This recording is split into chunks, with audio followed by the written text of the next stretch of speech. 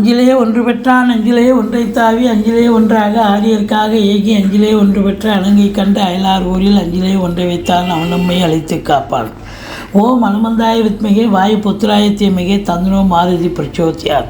யோகி ராம் சுரத்குமார் யோகி ராம் சுரத்குமார் யோகி ராம் சுரத்குமார் ஜெயகுருராயா. உலகெங்கிலும் வாழ்ந்து கொண்டிருக்கும் நேயர்களுக்கு டாக்டர் சைதை ராஜாவின் அன்பான வணக்கங்கள்.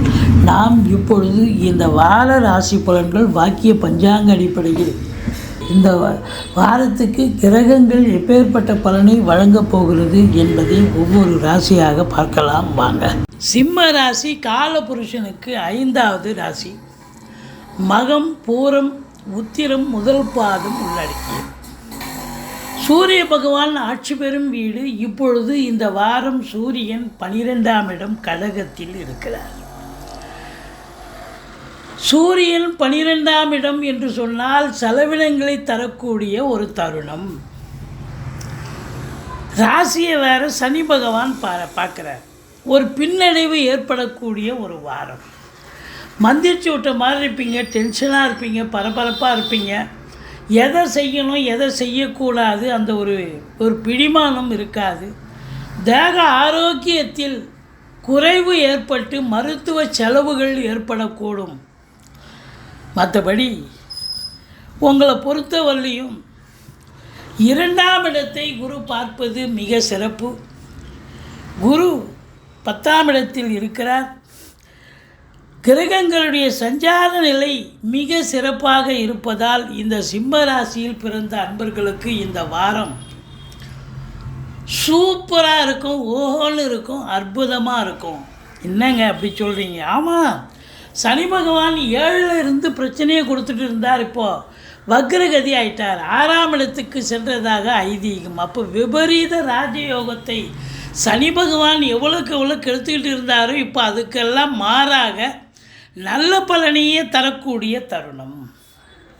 குரு 10ல் உட்காந்து தொழில் ரீதியாக உங்களுக்கு நல்லது செய்யக்கூடிய தருணம். ராசிநாதன் 12ல் இருக்கார். ஆனால் மற்ற கிரகங்கள் சாதகமாக இருப்பதால் நிச்சயமாக இந்த சிம்ம ராசியில் பிறந்த அன்பர்களுக்கு ஒரு பொற்காலம் என்று சொல்லலாம். 2ஆம் இடத்தை குரு பார்க்கிறார். நல்ல பணவரவு, பொருள் வரவு, குடும்பத்தில் அமைதி, நிம்மதி, சந்தோஷம், குதூகலம் ஏற்படும். கொடுக்கல் வாங்கல் செய்பவர்களுக்கு சிறப்பான ஒரு காலகட்டம்.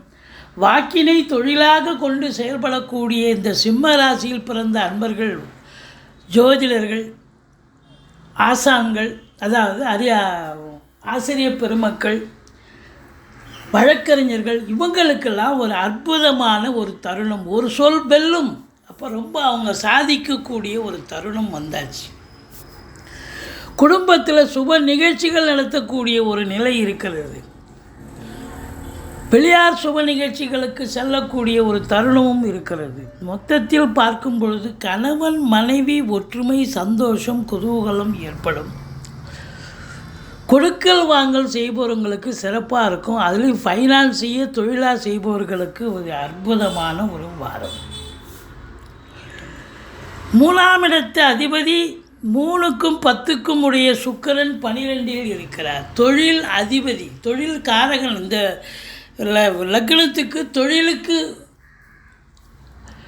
முக்கியமான காரகன் சுக்கிரன். அவன் 12ல் இருக்கிறது செலவினங்களை காட்டுகிறது. தொழில் ரீதியாக செலவினங்கள் ஏற்படும். ஆனாலும் தொழில் சிறப்பாக செல்லுமா? 10ல் குரு பகவான் இருக்கிறார். அற்புதமான ஒரு தருணம். தொழிலில் நம்பி கடன் வாங்கி தொழிலில் போடுங்க, தொழில் அபிவிருத்தி ஆகும். இன்னொரு பிரான்ச்சு கூட ஓப்பன் பண்ணலாம். சிறப்பான ஒரு தருணம். 10ஆம் இடத்துல குரு இருந்தால் பதவி பறிபோகும்னு சொல்லுவாங்க. நிறைய பேருக்கு 10ல் குரு வந்து புதுசாக அரசு உத்தியோகம் கிடைச்சி நான் பார்த்துருக்கேன். தொழில் துவங்கி நான் பார்த்துருக்கேன். அற்புதமான ஒரு காலகட்டம். 10ல் குரு வந்தால் பதவி பறிபோகாது. இதை விட இன்னும் நல்ல பதவி கிடைக்கும். இதை விட நல்ல ஒரு போஸ்டிங் போவீங்க. நல்ல சம்பாத்தியம் கிடைக்கக்கூடிய ஒரு தருணம் வந்தாச்சு அப்படின்னு சொல்லலாம். 4ஆம் வீட்டை குரு மட்டுமா பார்க்கிறார், செவ்வாயும் பார்க்கிறார். அசையா சொத்துக்கள் மூலம் வருமானம் உண்டு. வீடு விற்பது வாங்குவது தொடர்பில் இருக்கும் அன்பர்களுக்கு நல்லது நடக்கும். ஃப்ளாட் ப்ரமோட்டர்ஸ், பில்டர்ஸ், கட்டிடக் கலைஞர்கள், இடம் வாங்கி விற்கக்கூடிய அன்பர்கள், ரியல் எஸ்டேட் பிரமுகர்கள், இவங்க அத்துணை பேர்களுக்கும் அற்புதமான ஒரு தருணம். வண்டி வாகனங்களை வச்சு பொழப்பு நடத்தக்கூடியவர்களுக்கு சவாரி கிடைக்கும், நல்ல சம்பாத்தியமும் கிடைக்கும். தாய் வழி சொந்தங்களால் அனுகூலம் நிச்சயமாக உண்டு. 4ஆம் இடம் கல்வி ஸ்தானமாக இருப்பதால் பிள்ளைகளுடைய கல்வி, அவங்க உள்நாட்டில் படித்தாலும் சரி உயர்கல்வி, வெளிநாட்டில் போய் உயர்கல்வி படித்தாலும் சரி ரொம்ப சிறப்பாக படிக்கிறாங்க அப்படின்னு இன்சூரன்ஸ்லேருந்து தகவல் வரும். மற்றபடி ஒரு சிலர் சொத்து பத்துக்களில் இன்வெஸ்ட் பண்ணக்கூடிய ஒரு தருணமாக இது அமைகிறது. 6ஆம் வீட்டை குரு பார்ப்பதால் எதிரிகள் ஓடி ஒளிவார்கள். கடன் சுமை படிப்படியாக குறையும். கோர்ட்டில் கேஸ் இதாக இருந்தால் சாதகமாக தீர்ப்பு வரும். சொந்த தொழில் செய்யக்கூடிய அன்பர்களுக்கு நம்பிக்கைக்கு பாத்திரமான பணியாளர்கள் கிடைப்பார்கள். 5க்குடைய குரு 10ல் இருக்கிறார். குலதெய்வத்தின் அனுகிரகத்தாலும் ரிஷிகள் முனிகள் குருமார்களுடைய ஆசீர்வாதத்தாலும்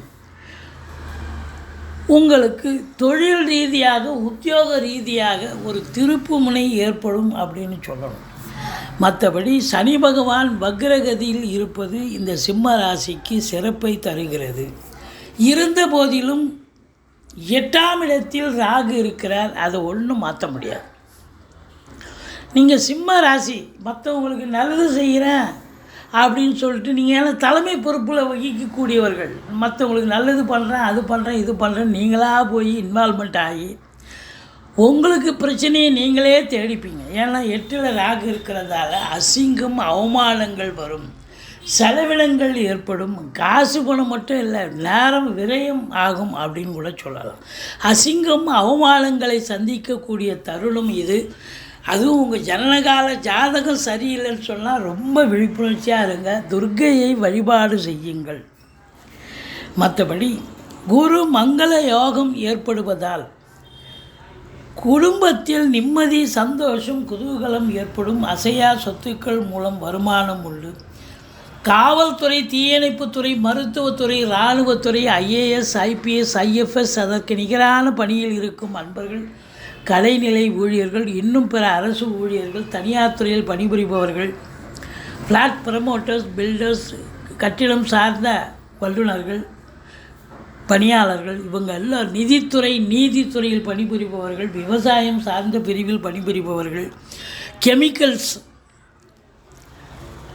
மருத்துவம் சார்ந்த பிரிவில் பணியாற்றுபவர்கள் அத்துணை பேர்களுக்கும் ஒரு அற்புதமான ஒரு காலகட்டம். உங்களை பொறுத்தவரையில் தந்தையால் செலவினங்கள் ஏற்படலாம். பெண்களால் ஆதாயமும் உண்டு, பெண்களால் செலவினங்களும் ஏற்படும். தாய்மாமன் மற்றும் மைத்துனர் வகையில் ஆதாயமும் உண்டு, அதே நேரத்தில் செலவினங்களும் ஏற்படும். மற்றபடி இந்த சிம்ம ராசிக்கு 25, 26, 27 சந்திராசிரம நாட்கள் வர இருப்பதால் மிகுந்த எச்சரிக்கையோடு இருங்க. சந்திராசிரமம்னு சொல்லிக்கிங்க. Cash transaction பயன்படுத்தாதீங்க. பயன்படுத்துகிறவங்க விழிப்புணர்ச்சியாக இருங்க. இரவு பிரயாணம் வேண்டாம், வண்டி வாகனங்களில் செல்ல வேண்டாம். மற்றபடி சந்திராசிரமம்னு சொல்லிட்டீங்கன்னா வேலை பார்க்குற இடத்துல விழிப்புணர்ச்சியோடு இருந்து உங்களை நீங்கள் தற்காத்து கொள்வீர்கள். சோதனமாக நடந்துப்பீங்க. நீங்கள் துர்க்கையை வழிபாடு செய்யுங்கள். முருகப்பெருமானை வணங்குங்கள். வாழ்க்கை வளமோடும் நலமோடும் அமையப்போகிறது. சிம்ம ராசியில் பிறந்த அன்பர்களுக்கு இந்த வாரம் ஒரு யோகமான ஒரு வாரம்.